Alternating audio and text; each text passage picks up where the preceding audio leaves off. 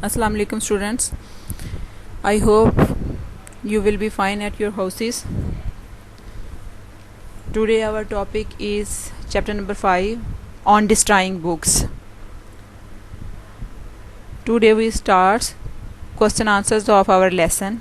Let's start our question number 1.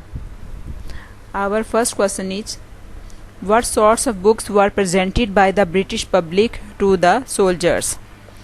जो बरतानवी अवाम हैं उन्होंने सिपाहियों को किस किस्म की किताबें पेश की थीं? Most of the books sent to the troops were ordinary and suitable. उनको भेजी जाने वाली ज़्यादातर किताबें मामूली और मुनासिब थीं. But some people sent them odd things. लेकिन कुछ लोगों ने उन्हें बड़ी अजीबो गरीब चीज़ें भेजीं. Some sent them magazines 20 years old. कुछ ने उन्हें 20 साल पुराने मैगज़ीन भेजे. Some sent them guides to the Lake District.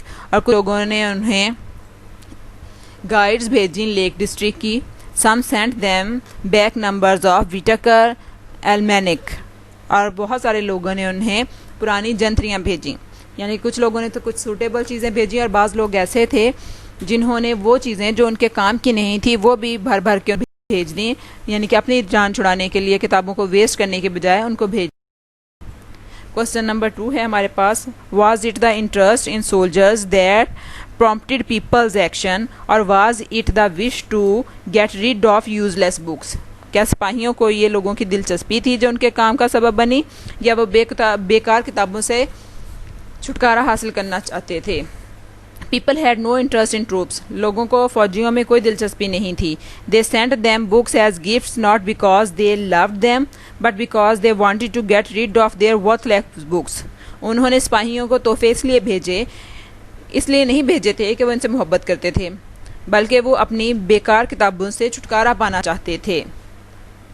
That is why the books sent to the troops were odd and absurd. यही वजह है कि जो किताबें सिपाहियों को भेजी गईं वो अजीबो गरीब थीं. क्वेश्चन नंबर 3 है, Why should the bad books be destroyed?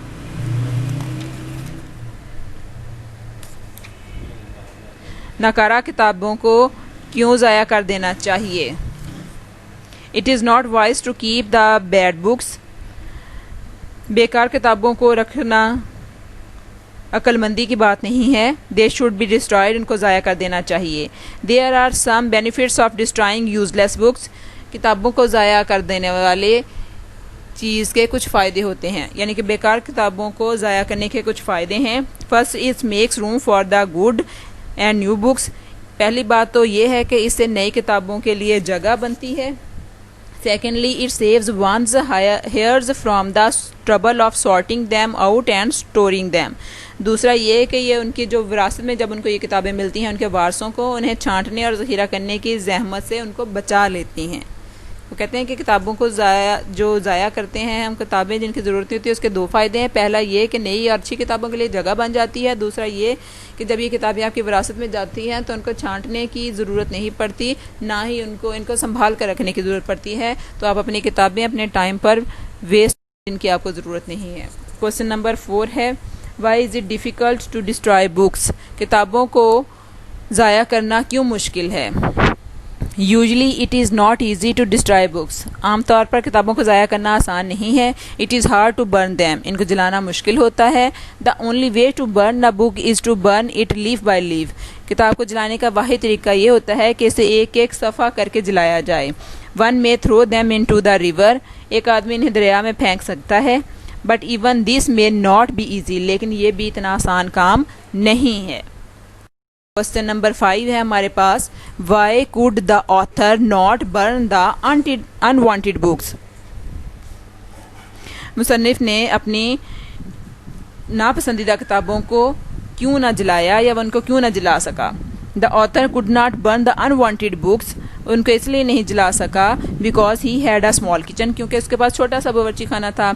He could not burn them on the gas cooker और इन अ स्मॉल स्टडी फायर. वो इन्हें गैस के चूल्हे में या अपनी छोटी सी मुताला गाह में नहीं जला सकता था.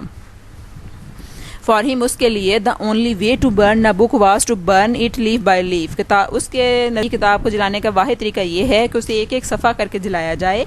And it also was not quite easy, और ये भी कोई आसान तरीका नहीं था।